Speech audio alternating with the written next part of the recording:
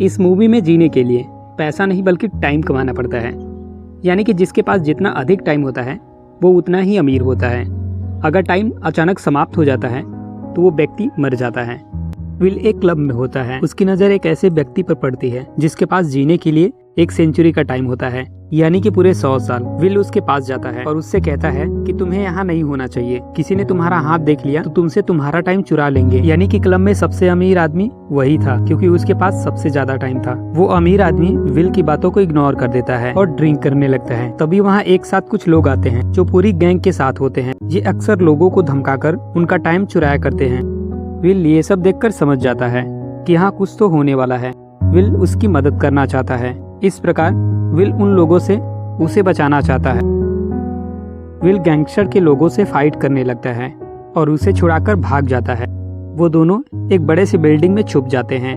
यहाँ पर अमीर आदमी विल को अपना नाम हेनरी बताता है और उससे कहता है, मैं न्यू ग्रीनविच का रहने वाला हूँ और मेरी उम्र 105 साल है। विल हेनरी से पूछता है कि तुम इतना सारा टाइम लेकर यहाँ क्यों आए हो। हेनरी कहता है, मेरे लिए टाइम मायने नहीं रखता और मैं अब इस जिंदगी से तंग हो गया हूँ। ये कहते हुए दोनों ड्रिंक करने लगते हैं। अब काफी रात हो चुकी थी। वहाँ पर दोनों सो जाते हैं। सुबह होते ही विल जब सो रहा होता है तो हेनरी अपना कुछ मिनट रखकर सारा टाइम विल को दे देता है और बाहर जाकर सड़क के पास एक ब्रिज के पुल पर बैठ जाता है और टाइम खत्म होने का वेट करता है। विल की जैसे ही नींद खुलती है वो देखता है कि हेनरी वहाँ पर नहीं होता है और विल अपने हाथ को देखता है जिसमें बहुत सारा टाइम होता है और विल समझ जाता है। विल एक विंडो से बाहर देखता है जहाँ पर हेनरी को देखता है। अब तक हेनरी का सारा टाइम खत्म हो चुका होता है। हेनरी नदी में गिर जाता है और मर जाता है।